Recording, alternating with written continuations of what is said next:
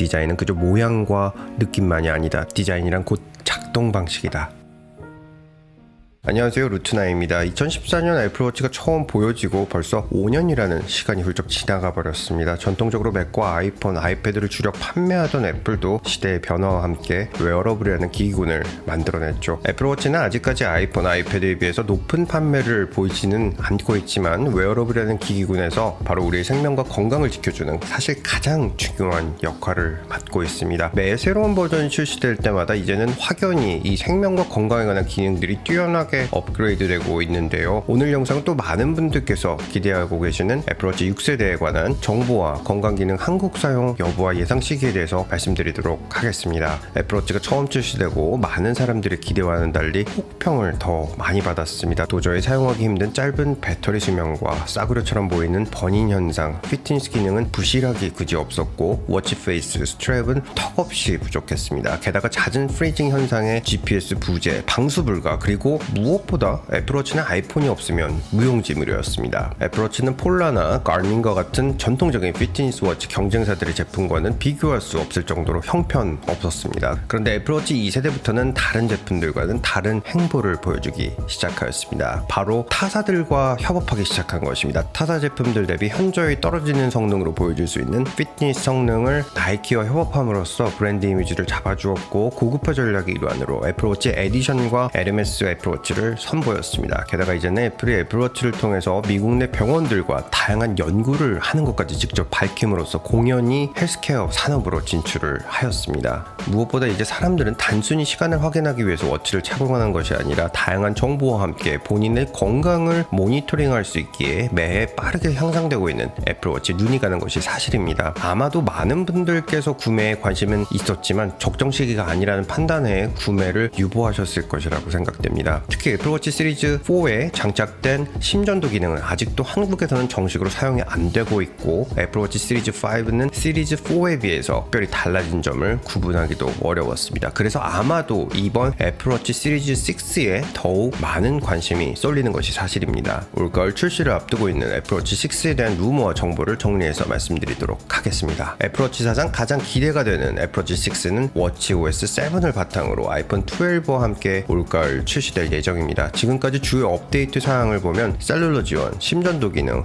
Always On 디스플레이가 매해 새롭게 추가되었습니다. 우선 새로운 애플워치는 S6 칩이 탑재가 되고 마이크로 LED 디스플레이 적용, 더 길어지는 배터리 수명, 수면 관리 기능, 산소 포화도 측정 기능, 정신 건강 모니터링 기능 등이 추가될 것이라는 루머가 있습니다. 자, 우선 마이크로 LED 디스플레이 적용에 관한 말씀을 드리도록 하겠습니다. 애플은 사실 새로운 디스플레이 적용과 테스트를 아이폰이 아니라 애플워치를 통해서 진행하고 있습니다. 2014년 처음 출시한 애플워치에는 가장 먼저 최신 기술의 OLED 디스플레이가 적용되었고, 무려 3년이 지나고 나서야 아이폰 10에 적용을 시켰습니다. 애플은 2017년부터 마이크로 LED가 장착된 애플워치 프로토타입을 만들고 테스트해온 것으로 알려지고 있습니다. 애플 본사가 있는 캘리포니아 산타클라라에는 애플에서 펀딩한 비밀 공장이 몇 곳이 있습니다. 그 중에서 한 공장은 마이크로 LED 디스플레이 프로토타입의 샘플 제작 및 설계, 그리고 소량 생산이 가능한 것으로 알려져 있는데요. 이곳에 대한 정보들이 유출되면서 올해 애플워치 시리즈 루머 중에서 가장 많은 부분을 차지했던 것이 바로 새로운 애플워치의 마이크로 LED 디스플레이가 적용된 제품이 출시된다는 이야기가 있었습니다. 우선 애플이 자사 제품 디스플레이 부품사로 망설임 없는 선택을 하는 공급사는 삼성, LG, JDI, 샤프입니다. 앞선 아이폰 12 영상에서 말씀드린 것 같이 아이폰에는 올해도 변함없이 삼성과 LG가 주요 공급사가 될 예정이지만 애플워치 주요 공급원은 JDI가 될 예정입니다. 애플은 초기부터 대부분의 애플워치 디스플레이 주문을 JDI를 통해서 OLED를 공급받아 왔습니다. 애플의 공급사 다양화 전략에 따라서 아이폰, 아이패드, 맥, 애플워치에 사용되는 디스플레이에 더 많은 회사가 공급할 수 있도록 하고 매년 다양하게 스위칭할 수 있도록 하는 전략을 이끌어 가려고 했지만, 기술력 및 생산 능력이 월등히 높은 삼성과 LG를 제외한 회사들은 까다로운 애플 기준에 만족하기 어려운 부분이 있었습니다.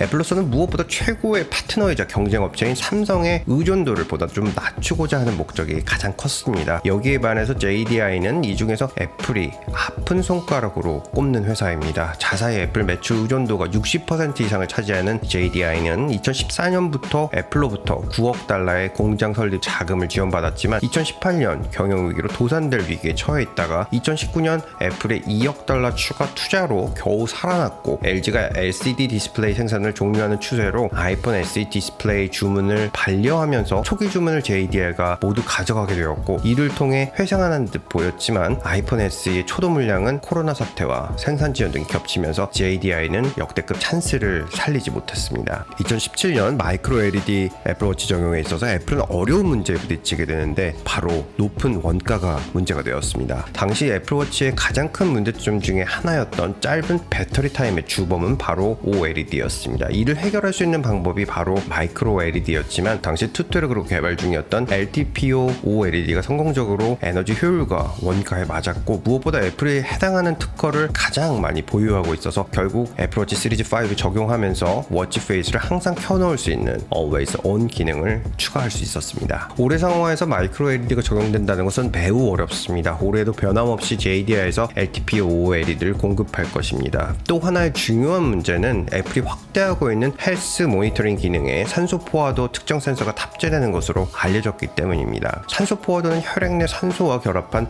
헤모글로빈의 양이 전체 헤모글로빈의 양에서 차지하는 비율을 100분율로 나타낸 수치를 말하는데요. 평균 95에서 100이 되어야 하고 95 이하는 저산소증을 나타내며 90 이하는 호흡곤란이 오게 되는 상태를 측정할 수 있습니다. 최근에는 집게 모양으로 생긴 의료기기가 많이 사용되고 있지만 이미 경쟁자인 가민에서는 이를 적용한 워치를 판매하고 있고, 빠르게 성장하고 있는 피빗에서는 올해 초 이 기능을 추가하였습니다. 그리고 의료용 FDA 승인을 받은 전용 제품을 기준으로 보통 40달러에서 200달러 내외로 이미 상당히 보편적으로 상용화되어 있습니다. 그런데 재미있는 사실은 애플에서도 2015년부터 해당하는 센서를 추가하고 활성화를 시키지를 않았습니다. 잠시 협찬사로부터 전하는 말씀을 드리도록 하겠습니다. 애플을 사랑하시는 많은 분들께서 가장 궁금해하시는 것이 바로 애플 내부 이야기가 아닐까 합니다. 아이폰, 아이패드는 어떻게 만들어지고 과연 혁신적인 아이디어가 어떻게 전 세계 20억 유저를 만들어내었는지, 그 아이디에이션에서부터 놀라운 제품이 탄생되는 일련의 프로세스는 어떻게 되는지 너무나 궁금한 점이 많습니다. 아쉽게도 우리가 원하는 이런 이야기를 쉽게 접하지 못하는 가장 큰 이유는 강력한 NDA, 바로 비밀 규약에 묶여있기 때문입니다. 하지만 유일하게 이 규약이 해제되어서 처음으로 애플 직원 출신이 직접 전하는 이야기를 담은 책, 바로 잡스의 기준이 출간되었습니다. 저자는 애플 르네상스 시기죠. 스티브 잡스의 시절 무려 15년 동안 애플의 소프트웨어 수석을 지냈던 켄 코시엔다의 이야기로 개발자로서 최고의 영광이자 가장 떨리는 순간, 바로 스티브 잡스에게 데모를 보여주던 그 설레임 가득한 순간에서부터 시작하는 이야기와 함께 아이디어를 내고 스티브 잡스의 프레젠테이션을 거쳐 애플 제품으로서 탄생시키기까지 일련의 과정과 잡스의 선택에 있어서 심오한 인간적인 면까지 엿볼 수 있는 애플의 핵심적인 부분을 통찰하고 있습니다. 원서는 크리에이티브 셀렉션으로 월스트리트 저널 베스트셀러와 아마존 베스트셀러에 등극하였고, 빌 게이츠의 생각의 속도, 엘빈 토플러의 부의 미래 등 최고의 서적만을 출간하는 바로 청림 출판사에서 출판하였습니다. 무엇보다 중요한 것은 바로 여러분의 인생을 바꿀 수 있는 중요한 터닝 포인트가 될 수 있다는 것입니다. 2007년 엘빈 토플러의 부의 미래를 읽고 미래의 부는 독창적인 개인이 창출하게 된다라는 개념을 가슴 깊이 갖고 계셨던 분은 지금 분명히 그때와 다른 삶을 살고 계실 것입니다. 이 책을 통해서 애플에서 말하는 협업과 커뮤니케이션을 이해하시게 된다면 여러분의 라이프 스타일을 또 한 번 업그레이드 하시게 될 것입니다. 잡스의 기준 출간 기념으로 댓글 추첨을 통해서 10분께 해당 서적을 보내드릴 수 있도록 하겠습니다. 잡스의 기준 꼭 한번 읽어보시길 강력히 권장해드리겠습니다. 광고 들어주셔서 감사드립니다. 자, 다시 돌아와서 말씀드리겠습니다. 그런데 재미있는 사실은 애플에서도 2015년부터 해당하는 센서를 추가하고 활성화를 시키지를 않았습니다. 지금까지 이를 활성화하지 않았던 가장 큰 문제는 이 워치용 산소 포화도의 가장 큰 문제점이 바로 미세한 움직임 등에 민감하게 반응하기 때문에 측정값의 오차 범위 등이 애플 기준을 부적합해서 정확도를 높이고 FDA 승인 후에 이를 적용할 것으로 알려졌기 때문입니다. 무엇보다 산소 포화도의 측정 기능이 적용될 것으로 보이는 이유는 올해 iOS 14 소스 코드의 이와 관련된 소스 코드들이 발견되면서 문제점이 개선되어서 워치OS 7에 포함될 것으로 알려졌기 때문입니다. 이와 같은 새로운 기능이 추가되면서 배터리 타임에 대한 우려가 있지만 LTPO OLED를 유지하고 배터리 저치 성능을 올려서 전작 대비 20에서 40%가량의 성능이 향상될 것으로 알려지고 있습니다. 무엇보다 애플워치 사용자들은 잠자기 전에 충전을 주로 하는 경향이 있는데 수면 관리 기능이 추가되는 것으로 알려지면서 배터리 성능 향상은 필수적인 부분이 되었습니다. 정신건강 관리 기능은 자세히 알려지지 않았지만 수면 상태나 평소 건강 상태를 모니터링해서 스트레스 지수, 불안,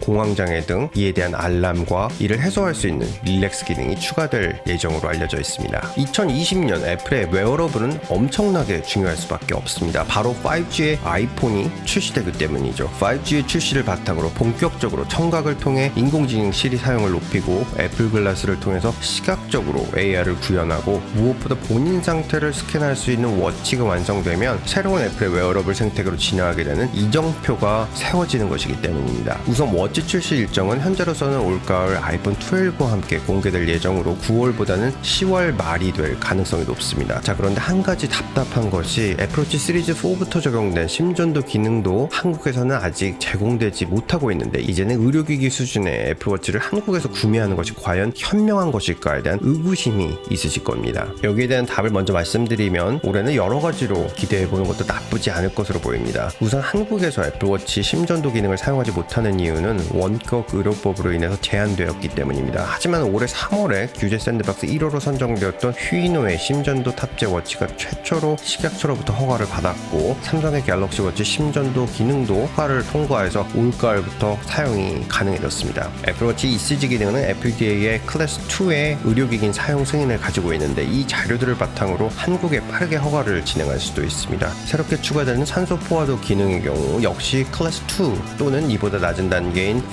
10K로 허가가 진행 가능하기에 애플에서 식약처에 해당하는 허가를 진행하면 한국에서 애플워치 시리즈 6가 출시될 것으로 보이는 빠르면 11월경에 해당 기능들을 사용할 수 있을 것으로 보입니다. 애플워치 구매 포인트는 매우 간단합니다. 한국에서 정식으로 이러한 기능을 사용하실 수 있는 것이 확정이 되면 그때 결정하는 것이 가장 현명한 선택이 될 것입니다. 이에 추가 정보가 입수되는 대로 또 말씀드릴 수 있도록 하겠습니다. 정보 유익하셨으면 좋아요, 구독, 알람 신청 부탁드리겠습니다. 시청해주셔서 감사드립니다. 보스턴에서 루트9이었습니다.